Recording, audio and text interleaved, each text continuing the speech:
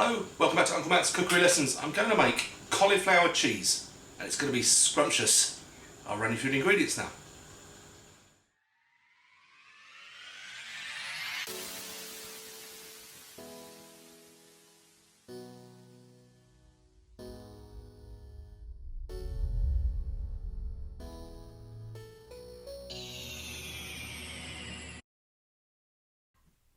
Okay, there's the recipe on the screen. That's in imperial and in metric. Very few ingredients and an incredibly simple dish, but it doesn't mean it's not one of the loveliest, most delicious comfort food, soul foods you can think of. You need a couple of cauliflowers. These are medium. One large one might have done it. These are very fresh. They're really quite dense and tight, so it's quite hard to get into them. But basically, once you've taken off the outer leaves, I like to use a knife to cut into the core to try to remove it, to expose the stems. But this one was so tight, it was easier just to sort of cut through halfway and then snap it. That way you end up with florets that aren't with straight lines. They look a little bit more natural. The other cauliflower, I was able to break it down with my hands. So whatever way, it doesn't really matter. These are going to get covered in sauce and baked in the oven. Try to make sure the pieces are reasonably even in size. That is important because you want them to cook at the same time. Salted boiling water. You definitely need that. And it's difficult to tell you exactly how long it will take. You have to just check them. This took me 4 or 5 minutes for these. They were quite dense. Yours might take less time. It doesn't really matter. You know when they're cooked. But what I do here is I just pull a piece out and insert a knife into the stem. If it goes in quite easily, it's cooked. It did go in quite easily. If I was cooking them, serving these immediately, I would have cooked them for a bit longer, but because they're going to be cooked again in the cheese sauce, I thought I'd hoik them out. But I'm not going to run these under the cold tap. I want them to steam dry. That way they're not wet. They will just, if you put them in icy water, they'll just absorb a lot of it and you'll have a very wet cauliflower cheese. But if you're adding broccoli or leeks or some green vegetables, you will need to refresh those. Otherwise they'll lose their nice vibrant green colour. Making bechamel. I've done this before. I'm a bit pedantic about this. I don't like the whisk method. Whenever I see chefs much better than me using a whisk, I get irritated because I think you're scratching your pan, you're ruining it, you might make your sauce taste a little bit metallic. Why don't you just do it with a wooden spoon? I don't see the problem. As long as your wooden spoon, or if you're using a rubber spatula, has a flat bottom on it, you can make sure it doesn't catch on the bottom of the pan. You can feel it. When you're cooking something, and you'll be able to feel like vibrations through the spoon if it's catching on the bottom. Anyway, let that just cook for a couple of minutes on a low heat so that it cooks on the flour a little bit, and then add your first bit of milk. Now, if you want to go to a really classic method, you heat your milk. You can put an onion studded with cloves, a bay leaf, onions, whatever in there to give a lot of flavour into the milk. I don't think it's necessary. I'm putting in cold milk, but I'm not beating away at this. I'm letting the roux move around and gather up the milk, and as the milk warms, it's easier to get it to mix with the roux, and then almost to the point now where you can really start going at it. It's mixed in, now you can beat it smooth, and that is my preferred method for getting a really silky smooth bechamel. Please don't add all your milk in one go, or even in just a couple of goes. Take your time, add in a cup or so at a time, move it around, keep repeating until you've got all of the milk in. Anyway, I'll shut up for a minute and I'll let you watch me making bechamel.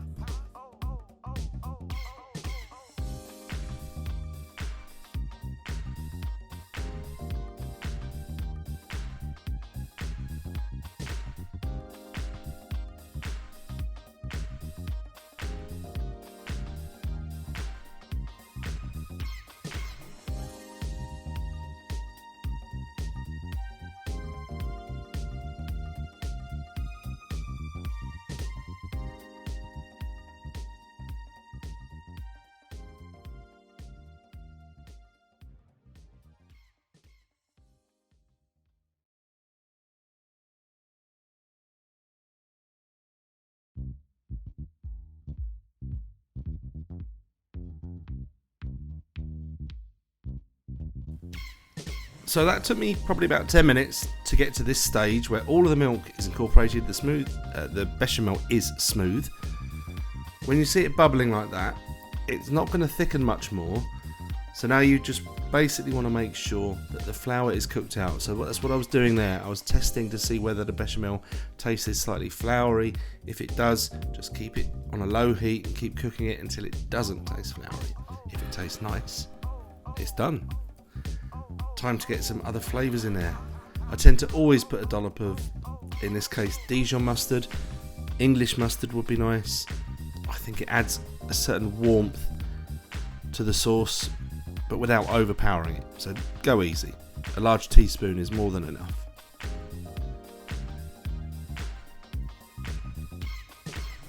I put a lot of pepper in this, but I'm not salting it at all at this stage because we're going to add a lot of cheese to this. Cheese is salty. So once you've added your cheese, then you taste it, and if you think it needs a bit of salt, that's when you do it. So out of all the cheese that I had there, I'm putting about 2/3 of the cheddar and about 2/3 of the parmesan in at this stage, and the other parts of it I'm going to reserve for sprinkling on the top to get a really nice gratinated dish. Classically, you just have cheddar. I think that parmesan just adds a little extra strength.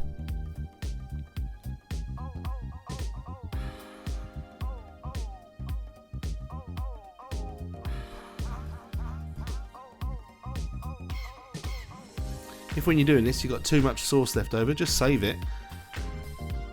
You'll be able to find another use for it. It'll keep for quite a few days in the fridge. In fact, go back into my archive. I did a recipe for croque monsieur. Use it in that wonderful toasted cheese and ham sandwich. If I remember, I'll share a link in the description. Final taste.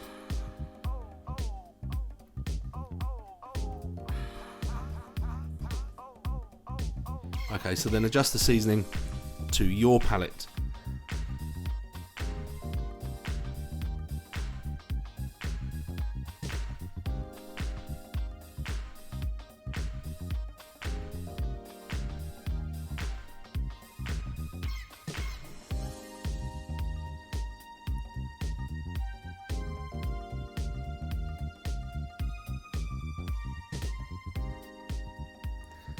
So I definitely had too much sauce here.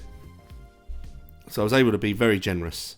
In fact, probably could have had, with the size of this dish, a little bit more cauliflower. But anyways.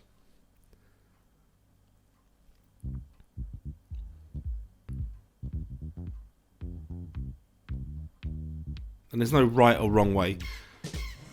You can have it absolutely drowning in sauce. It's going to be just absolutely yummy.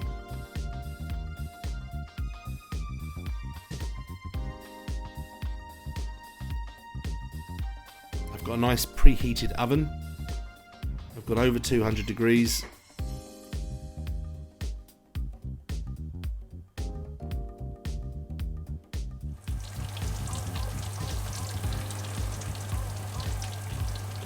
Oh my god. Could you want anything nicer? So this was my plan today, to make a cauliflower cheese so good that even if you're watching this at 3 o'clock in the morning, you feel compelled to get to an all-night supermarket, get some cauliflower and make this, because it is as delicious as it looks.